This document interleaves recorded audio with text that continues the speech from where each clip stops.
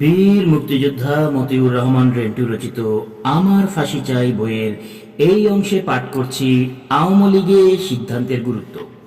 1995 সালে চাঁদপুর পৌরসভার নির্বাচনে আওয়ামী লীগ মনোনীত চেয়ারম্যান প্রার্থীর বিরুদ্ধে আওয়ামী লীগের সিদ্ধান্ত উপেক্ষা করে আওয়ামী যুবলীগের এক কর্মী চেয়ারম্যান প্রার্থী হয় এবং যুবলীগের এই কর্মী আওয়ামী লীগ প্রার্থীকে পরাজিত করে চাঁদপুর পৌরসভার চেয়ারম্যান নির্বাচিত হয়ে যায়।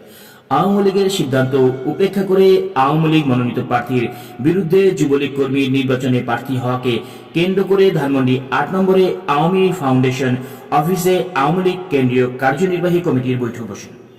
আওয়ামী লীগ সভানেত্রী শেখ হাসিনার সভাপতিত্বে অনুষ্ঠিত এই বৈঠকে দলীয় শৃঙ্খলা রক্ষার বিষয়কে গুরুত্ব দেওয়া হয় এবং বিস্তারিত আলোচনা করা হয়। আলোচনার বিষয়ে গুরুত্ব সহকারে বলা হয়, আওয়ামী লীগের সিদ্ধান্তের প্রতি বৃদ্ধাঙ্গুলি দেখিয়ে দলীয় শৃঙ্খলা ভঙ্গ করে আওয়ামী লীগ প্রার্থীর বিরুদ্ধে যুবলীগ কর্মীর নির্বাচনে প্রার্থী হওয়া দলীয় শৃঙ্খলা রক্ষার প্রয়োজনে শাস্তিযোগ্য অপরাধ। যদিও যুবলীগ প্রার্থী নির্বাচনে বিজয়ী হয়ে পৌরসভার চেয়ারম্যান হয়েছে, তবুও তাকে শাস্তি দেওয়া অত্যন্ত জরুরি, কেননা সামনে জাতীয় সংসদ নির্বাচন। যুবলীগ কর্মী এবং বর্তমানে চাঁদপুর পৌরসভার চেয়ারম্যানকে দলীয় শৃঙ্খলা ভঙ্গের অপরাধে দৃষ্টান্তমূলক শাস্তি না দিলে সংসদ নির্বাচনেও অনেকে আওয়ামী লীগের মনোনীত প্রার্থীর বিরুদ্ধে দলীয় শৃঙ্খলা ভঙ্গ করে প্রার্থী হয়ে যাবে ইত্যাদি বিস্তারিত আলোচনার পর শেখ হাসিনার সভাপতিত্বে অনুষ্ঠিত বৈঠকে আওয়ামী লীগের কেন্দ্রীয় কার্যনির্বাহী কমিটি সর্বসম্মতিক্রমে যুবলীগ কর্মী চাঁদপুর পৌরসভার নবনির্বাচিত চেয়ারম্যানকে সংগঠন থেকে বহিষ্কার করার সিদ্ধান্ত নেয়। পরদিন সকালে শেখ হাসিনার চাচাতো ভাই শেখ নাসিরের চতুর্থ ছেলে শেখ হেলালের চতুর্থ ভাই 20-22 বছরের যুবক শেখ রুবেল ধানমন্ডি 5 নম্বর শেখ হাসিনার বাসায় এসে বঙ্গবন্ধু কন্যা আওয়ামী লীগ সভানেত্রী শেখ হাসিনাকে বলল, আপা, তুমি চাঁদপুর পৌরসভার চেয়ারম্যানকে মেলা দিয়ে বরণ করে নাও। শেখ হাসিনা বললেন, না, ওকে বহিষ্কার করব।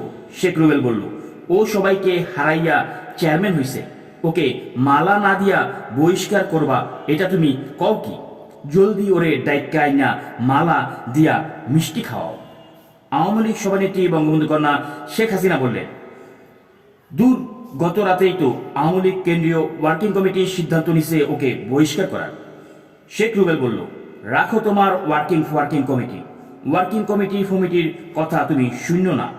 ওরা জানে কি বেচারা জিতা আইছে, কোথায় বাহাবা দিবা তা না, এমন উল্টো কথা। বড় আপা, তুমি চেয়ারম্যান হিসেবে অভিনন্দন পাঠাও। আওয়ামী লীগ সভানেত্রী বঙ্গবন্ধু কন্যা বললেন, তাইলে এক কাম করি, আগে বহিষ্কার করি, পরে বহিষ্কার প্রত্যাহার করি।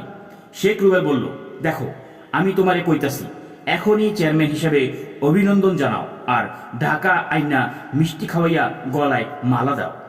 সভানেত্রী বঙ্গবন্ধু কন্যা শেখ হাসিনা বললেন, তাইলে তো এখনই জিল্লুর রহমান আওয়ামী লীগের সাধারণ সম্পাদককে বলতে হয়, নইলে আবার বহিষ্কারের চিঠি পাঠিয়ে দিবে। এতক্ষণে পাঠিয়ে দিয়েছে কিনা কে জানে।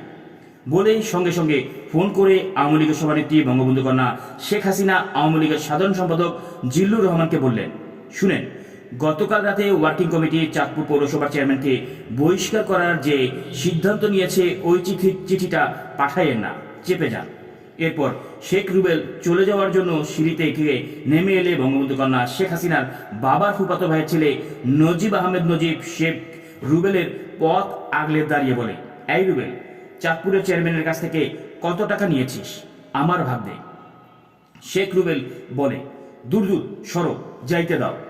নজিব বলে, আমার ভাগ দে, নইলে যাইতে দিব না, বড় আপারে কইয়া দিব। শেখ রুবেল বলে, পরে নিও, এখনো হাতে টাকা পাই নাই। নজিব বলে, ঠিক আছে, আমারে দিবি তো?